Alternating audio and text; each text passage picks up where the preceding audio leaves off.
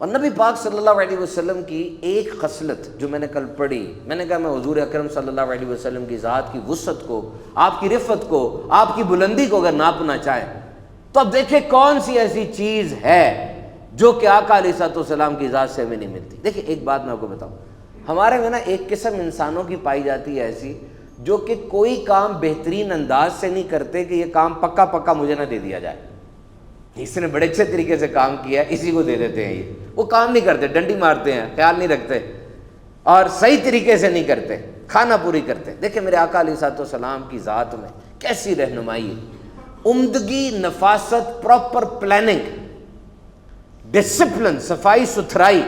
آقا علیہ الصلوۃ والسلام کی ذات میں معاذ اللہ وہ بے ڈھنگا پن، بے ترتیبی، ایسا کوئی معاملہ نہیں تھا، اور یہی تربیت آپ نے فرمائی۔ دیکھیں قبر کا واحد مقصد وہ اپنے پیٹ میں انسان کو چھپا لینا ہے۔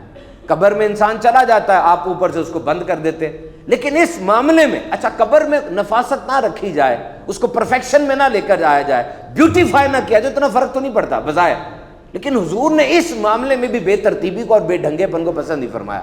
جب آپ کے شہزادے حضرت ابراہیم رضی اللہ تعالیٰ عنہ، آپ کے جو بیٹے ہیں، ان کا وصال ہوا اور ان کو قبر میں رکھا گیا تو قبر میں رکھنا آ گیا، ایک پرابلم آ گئی، حضور نے فوراً فرمایا کہ اس کو صحیح کرو۔ صحابہ نے عرض کی یا رسول اللہ اس کو قبر کو صحیح کرنے سے مردے کو کوئی نفع نقصان ہوگا؟ فرمایا مردے کو نفع اور نقصان نہیں ہوگا، لیکن دیکھنے والے کو تو چیز اچھی لگنی چاہیے نا۔ سارا کارپوریٹ کلچر اس میں نہیں آ گیا اس جملے میں۔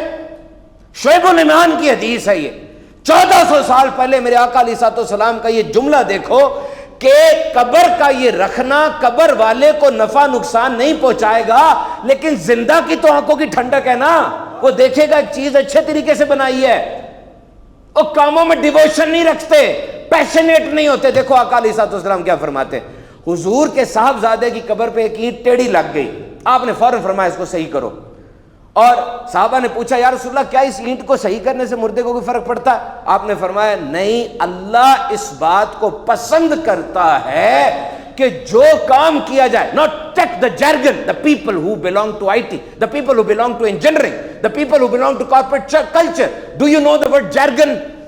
jargon کا مطلب پتہ ہے؟ jargon ہوتا ہے کسی خاص صنعت کے اندر کوئی لفظ استعمال کیا جاتا ہے۔ آئی ٹی والوں پرومپٹ کا مطلب پتہ ہے؟ پرومپٹ انجینئرنگ ہوتی ہے پوری، ایشو کا لفظ بولا جاتا ہے۔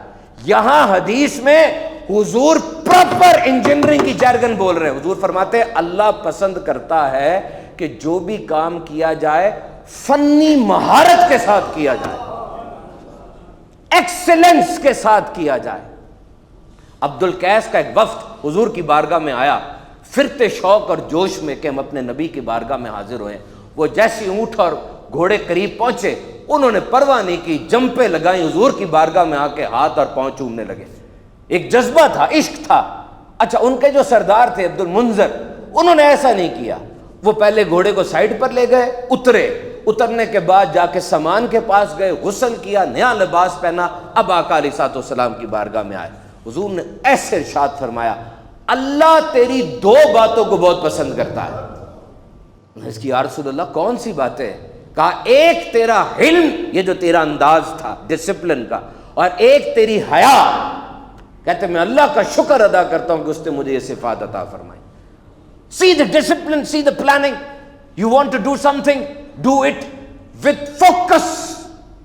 عمارت میں گارا لگانا یہ کوئی اتنی بڑی بات نہیں ہے، کوئی اتنی بڑی بات تو نہیں ہے، مستری لگا رہا ہے، لیکن یہاں بھی پرفیکشن دیکھیں۔ مسجد نبوی کی تعمیر ہو رہی ہے، حضر موت سے ایک مستری آتے ہیں، مطلب وہ مستری ہیں کام کرتے ہیں، ان کا نام ہے طاق بن علی، وہ بڑی مہارت سے گارا لگا رہے تھے۔ حدیث میں لکھا ہے کہ انہوں نے کسی پکڑی ہوئی تھی، مٹی کو گوندتے تھے پھر اس کا گارا بنا کر لگاتے تھے۔ حضور دیکھ کر مسکرا رہے تھے اور صحابہ سے کہنے لگے اب یہ دیکھو یہاں پر چیک کرو، right man for the right job, this is the biggest challenge leadership is facing, کہ ایک بندے کو جاب کون سی دی جائے، اس کی مہارت کس میں ہے، اور حضور کیسے کلیئر کر رہے ہیں۔ حضور فرماتے ہیں صحابہ اس کو کوئی اور کام نہ دینا، یہ اس کام میں بڑا ماہر ہے، right man for the right job.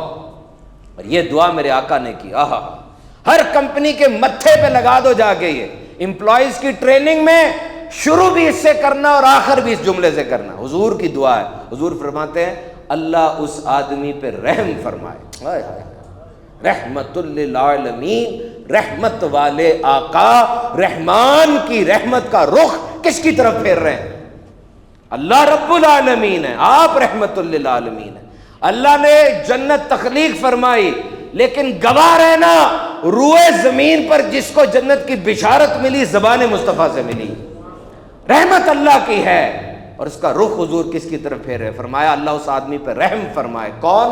کہ جو کام کرے پختگی سے کرے، اچھے انداز سے کرے۔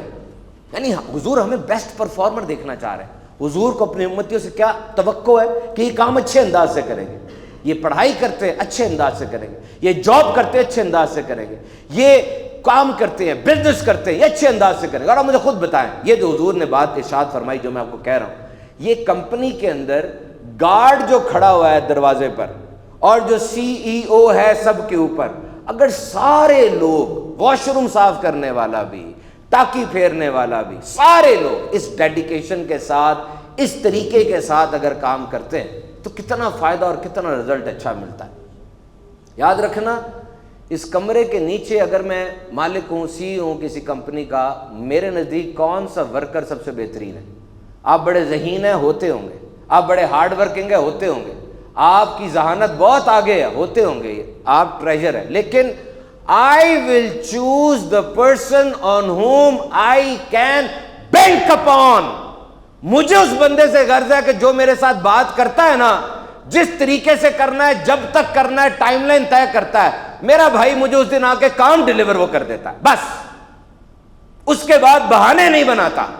جو بات میرے ساتھ کی اس نے اس چھت کے نیچے، وہ بات وہ ڈیلیور کر دیتا ہے اچھے طریقے سے، فائن انداز سے۔ پیپل کین ڈو، غور سے سننا، people can do what ever they like, where ever they like, when ever they like, and how so ever they like. When ever they like, بندے جو مرضی کریں، جس طرح مرضی کریں، جب مرضی کریں اور جس انداز سے کریں، لیکن بہترین انداز سے کرنا، یہ پختگی لے کر آتی ہے۔ فوربس کا میں نے آرٹیکل پڑھا ہے، اس وقت دنیا میں ورلڈ ریکارڈ بنا ہوا ہے، ورلڈ ریکارڈ کس چیز کا؟ ریزگنیشن دینے کا۔ لوگ ریزائن کر رہے ہیں، جاب پر رہ نہیں رہے، اور نیا ٹیلنٹ لینا کتنا مشکل کام ہے۔ پتہ نہیں کون آ جائے اجنبی میری کمپنی میں، کیوں نہ میں پرانے والے کو ریٹین کروں، پرانے والے کو سمجھاؤں سکھاؤں۔